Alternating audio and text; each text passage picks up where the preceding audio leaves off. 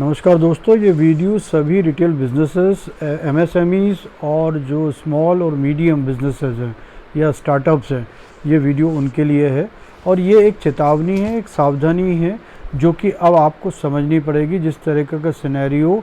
Indian economy पे पड़ रहा है डायरेक्टली, भले ही वो एसबीआई की चेयरमैन बोले, भले ही वो सेबी के चेयरमैन, सेबी के हमारे डायरेक्टर और बाकी जो इकनॉमिस्ट हैं उनके जो स्टेटमेंट है, उन सब के कंक्लूजन के हिसाब से अब आपको जो एमएसएमई है, जो मीडियम स्केल बिजनेसेस हैं, उनको सबसे बड़ा जो है एक थ्रेट है इस इकनॉमी क्राइसिस का। इस इकनॉमी की जो कंडीशन है, इस इकनॉमिक कंडीशन में आपका कहीं ना कहीं जो इनपुट कॉस्ट है वो बढ़ने वाली है। जब आपकी इनपुट कॉस्ट बढ़ती है तो एक नॉर्मल बिजनेसमैन ये सोचता है या स्टार्टअप ये सोचता है कि ये जो कॉस्ट आई है ये मैं सीधे आगे फॉरवर्ड कर दूं कस्टमर्स पे। लेकिन जब हम बिज़नेस की ग्रोथ पे होते हैं, बिज़नेस का स्टार्टअप होता है जहां हमें एक क्लाइंटल बनाना पड़ता है या हमारे जो कस्टमर्स हैं उनको हमने जिनको एक्वायर्ड किया हुआ है इतनी कॉस्ट बर्न करके, उनकी लॉन्गेटिविटी को एश्योर करना पड़ता है, प्रॉफिटेबिलिटी और मार्जिन को भी एश्योर करना पड़ता है, और सर्वाइवल को भी हमें देखना पड़ता है कि हमारा बिज़नेस की सर्वाइवल हो। और इस सिनेरियो में जहां हमारा कंपटीशन बड़े बड़े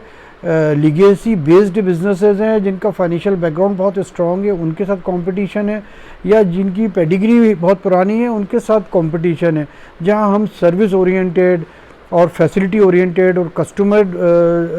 नीड बेस्ड बिजनेस की हम बात कर रहे हैं, वहाँ पे ये बिज़नेस में हमें कहीं ना कहीं ये जो कॉस्ट इनपुट जो बढ़ रही है इसका इम्पैक्ट आएगा। वहीं पे कहीं ना कहीं बैंक्स पे भी इसका इम्पैक्ट जाएगा। आने वाली आरबीआई पॉलिसी है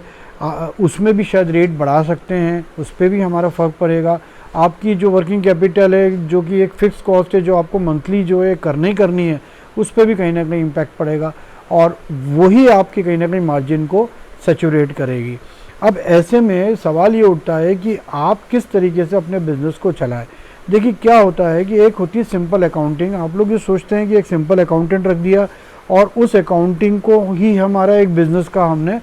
मैनेज करने का तरीका बना लिया। देखिए क्या होता है कि इसमें एक फाइनेंशियल अकाउंटिंग अलग होती है, एक मैनेजरल अकाउंटिंग अलग होती है।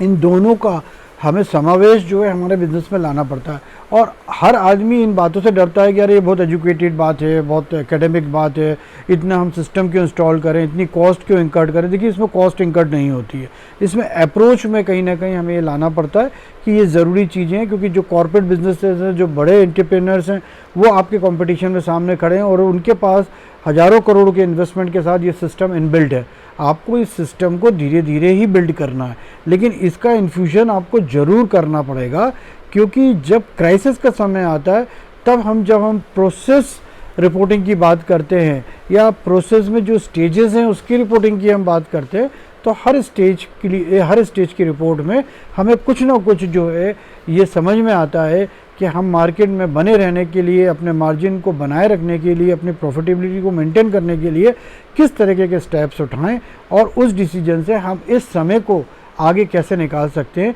जो कि आने वाले समय पे और थोड़ा सा कठिन होगा। थैंक यू सो मच, मेरे साथ बने रहिए। मैं आने वाली वीडियोज़ में आपको बहुत सारे जो मेरे क्लाइंट्स हैं या जिनको मैं सलाह देता हूं, उनके साथ जो मेरे एक्सपीरियंसेस रहे हैं, जिसके अंतर्गत हमने किस तरीके की सिचुएशन से, किस तरीके की परिस्थिति को निकाला है, भले वो पेंडेमिक हो, भले वो नोटबंदी हो, और भले ही वो आने वाले फोर्सिंग जो हमारे सर्कमस्टांसेस हमें दिख रहे हैं वो हो। तो बने रहिए मेरे साथ। मेरे पेज को लाइक कीजिए, शेयर कीजिए, सब्सक्राइब कीजिए, और जितना हो उसको आप स्प्रेड कीजिएगा, ताकि आने वाले मेरे वीडियोस का जो लाभ है वो आप सभी स्मॉल स्केल बिजनेसेस ले सकें और उससे लाभान्वित हो सकें। थैंक यू सो मच, नमस्कार, बने रहिए मेरे साथ।